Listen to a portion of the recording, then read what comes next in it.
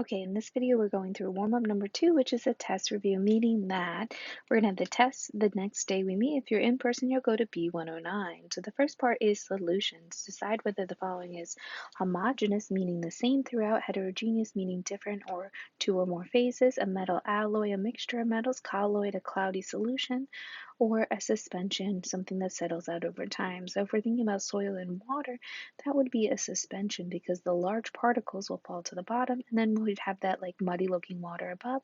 Almond milk is similar to milk and water, so we would have a colloid there.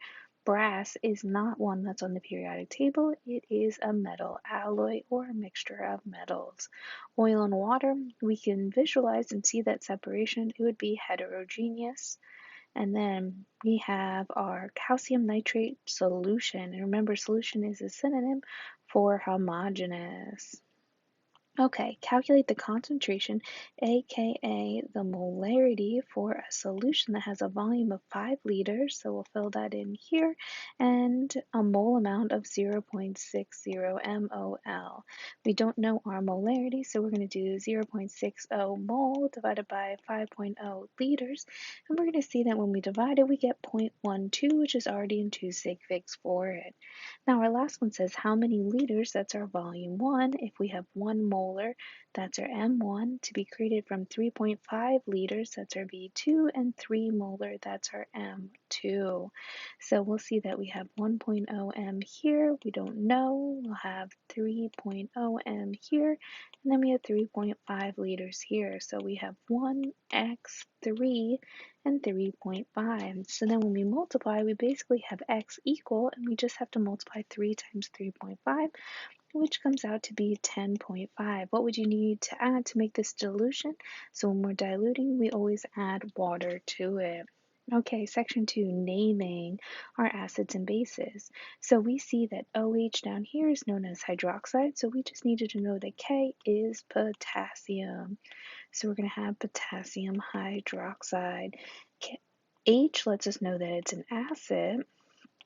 NO2, we have to find it down below. We see NO2 is nitrite. So it goes to us because unite us.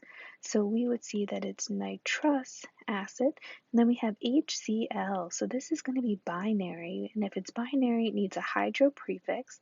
Then we need the stem for Cl, which is chlor, ic, and then add acid. Now give the formula for this. So carbon-us came from ite. So we find carbonite, and remember that the little 2 tells us the number of H's we need. So we'll see it's H2CO2.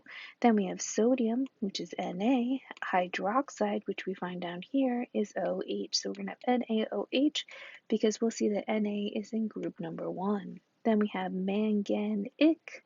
It came from 8. So we look for manganate, and we see MnO for -2. This -2 lets us know that we need H2MnO4 for it. And that takes us to the end for our warm-up number 2 for our test review.